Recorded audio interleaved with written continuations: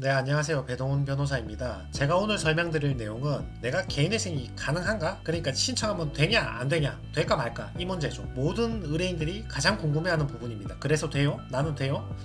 자, 물론 변호사한테 가서 상담을 받으시면 제일 좋겠지만 지금 유튜브로 보시는 분들이 방문하기 전에 지금 바쁘잖아요. 그러니까 이 영상 하나 보고 되는지 안 되는지 초간단하게, 초신속하게 빠르게 한번 체크하는 방법을 알려드릴게요. 자, 개인회생의 신청 자격. 이 정도는 알고 상담받으러 가자. 첫 번째, 재산보다 채무가 많아야 합니다. 개인회생 제도가 뭔가요? 회생 파산이 뭔데? 채무 초과 상태에 있는 채무자를 구제하는 거잖아요. 내가 빚이 더 많아, 재산보다. 그러니까 구제를 해주고 채무를 탕감해 주는 거잖아요. 내가 재산이 2억이나 있는데 채무가 1억이 있어. 그럼 왜 탕감해 줘? 그럴 이유가 없잖아요. 그럼 재산 2억은 가지고 채무 1억은 탕감받나? 그런 게 어딨어요. 이게 보통 사람은 이런 문제가 없죠. 현금 2억이 있고 채무 1억이 있으면 갚으면 되니까. 이런 문제는 대부분 유동화되지 않는 부동산을 가지고 있는 경우에 이런 문제가 많습니다. 대부분이 아파트나 빌라를 소유하는 경우죠. 아파트나 빌라 같은 경우는 아무리 갭 투자를 해도 2억짜리 부동산인데 그래도 내 연금 5천만 원은 넣어야 되잖아요. 1억 5천은 빌려와도. 그러니까 아무리 갭 투자를 해도 나의 순자산이 수천만 원에서 1억 2억 정도는 된단 말이지.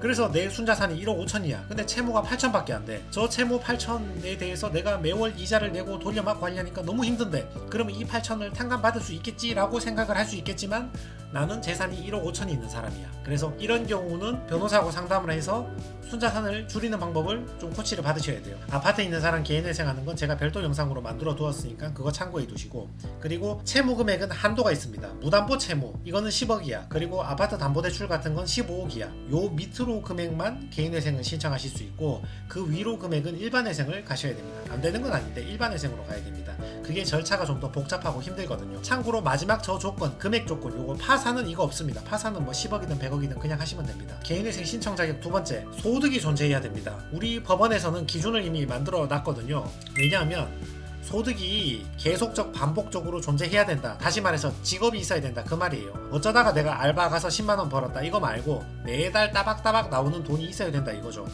왜냐하면 그런 안정적인 소득이 없으면 그런 사람이 개인회생을 신청해서 통과돼도 결국은 변제금을 납부 못해서 폐지가 될 것이니까 그 채무자에게 더 불이익한 결과를 초래하게 되니까 안정적인 소득이 없으면 자격이 없다 그 말이죠. 그럼 그렇게 오해하시는 분이 있거든요. 난 알바니까 일용직이니까 그러면 나는 자격이 없네? 그렇게 생각하시는데 알바든 파트타임이든 비정규직이든 일용직이든 간에 계속성과 반복성만 있으면 돼요. 계속적 반복적 소득만 있다면 신청이 가능하다 이거죠. 똑같은 일용직인데 오늘 일하고 다음 주는 일이 있을지 없을지 모른다 이러면 이제 신청을 못해. 오늘 일하는 곳 다음 주 일하는 곳이 서로 다르다 하더라도 그래도 한 달 평균 3달 4달 6개월 미루어 봤을 때는 계속 안정적인 소득이 나와. 그러면 가능한 거죠.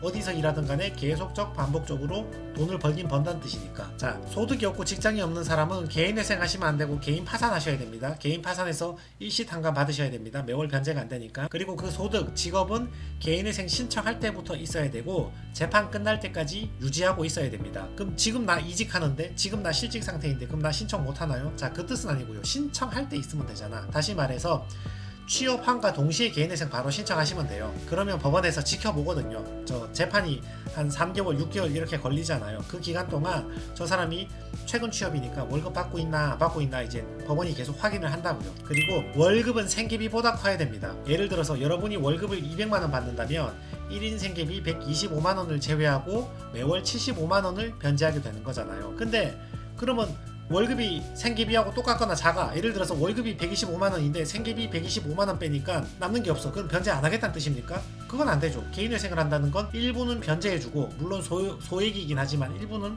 변제해주고 나머지는 탕감받겠다 그 말이잖아요. 그러니까 얼마라도 변제하려면 월급이 자기 생계비보단 커야지. 125만원보단 커야죠. 오늘 예시로 가지고 온 사건은 최근 취업 사건인데 최근 취업했기 때문에 최근 3개월간 급여 내역이나 월 평균 소득에 대한 도표를 만들어서 제출하고 기타 서류를 더 제출해보라 이런 뜻입니다. 취업한 지 1년, 2년, 3년 됐으면 원천징수 영수증 그거 떼서내면 돼요. 1년치 소득 다 나와 있으니까. 근데 이제 취업하면서 신청하는 사람은 그런 게 없잖아요. 그러니까 재판하면서 첫 번째 달, 두 번째 달, 세 번째 달 계속 지켜보는 거예요. 월급 받는지 안 받는지. 그리고 여기 있죠. 생계비 이상의 수입이 있어서 생계비를 빼도 채권자에게 다만 얼마라도 변제할 수 있는 가용소득, 즉 변제금이 남는 게 있어야 된다, 그런 뜻입니다. 이게 법원이 만들어둔 기준입니다. 자, 예시를 한번 들어봅시다. 채무가 1,600만 원이었는데 월급이 125만 원이었어. 딱 125야. 생계비 125 빼면 남는 거 하나도 없잖아요. 근데 이 사람이 심지어 또 최근 취업이야. 방금 취업했어.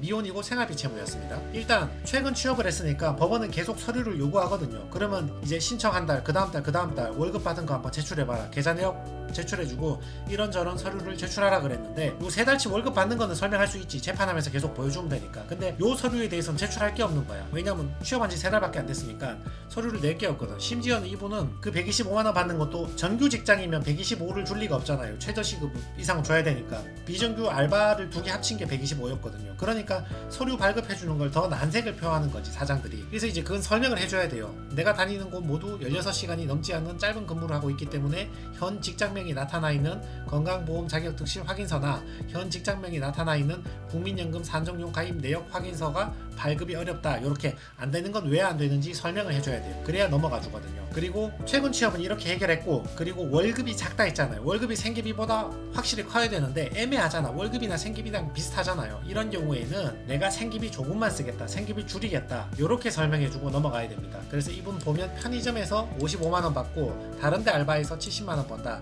합의 125만 원인데 나 생계비 120만 원 필요 없다. 110만 원만 빼겠다. 그래서 매월 15만 원 변제하겠다. 이렇게 개시 결정을 받은 거예요. 그래서 최근 취업도 월급 작은 것도 한 번에 다 해결하신 거죠. 15만 원 3년 내봐야 550만 원밖에 안 되니까 이건 여담이긴 한데, 이분은 채무가 1,600만 원 소액이잖아요. 특히 채무가 1,000만 원에서 3,000만 원 사이에 있는 분들은 이걸 꼭 귀담아 들으셔야 됩니다. 채무는 초기에 진압해야 됩니다.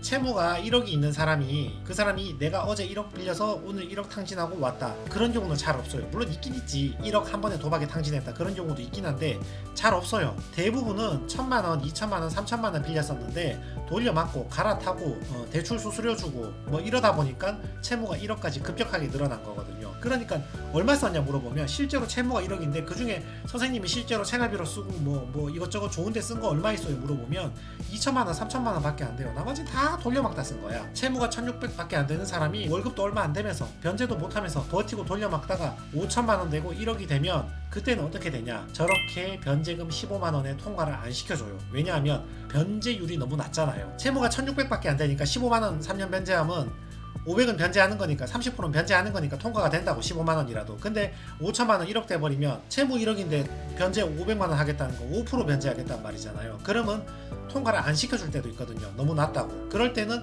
똑같은 월급 125만 원인데 방금은 통과했는데 채무 1억이다 그러면 125만 원 월급이면 통과 안 시켜주고 막 트집을 잡는다니까요. 월급이 너무 낮다, 뭐 보장이 안 된다, 채권자에게 지급할 변제 재원이 부족하다, 가용소득이 부족하다, 오만 트집을 다 잡는다고. 그러면 그때는 또 막 급하게 다른 알바 또 구해야 되고, 물론 해결은 돼요. 해결은 되는데 더 골치 아프지, 힘들지. 변제율을 높이라 그러니까 변제할 금액도 더 커지는 거지. 이분처럼 채무가 1,600만 원일 때, 소액일 때 빨리 초기 진압해버리는 게 좀 현명한 선택이죠. 자기가 덜 고생해, 좀 편해. 자, 그래서 개인회생 신청 자격 제가 다시 한번 정리해 드릴게요. 재산보다 채무가 커야 됩니다. 그리고 소득이 존재해야 됩니다. 이 두 가지 요건을 충족한다면 이제 변호사 상담 받아서 나머지 몇 가지 이제 더 남아있는 조건들 파악해보고 웬만하면 탕감을 받으실 수 있을 것이라고 그렇게 생각을 합니다. 네, 그래서 오늘 영상이 내가 개인회생 되는가 안 되는가 너무 궁금하다, 집에서 빨리 판단해보고 싶다, 영상 하나 보고 되는지 안 되는지 빨리 결정 내려보고 싶다, 이런 분들에게 도움이 되었으면 좋겠습니다. 네, 이상입니다.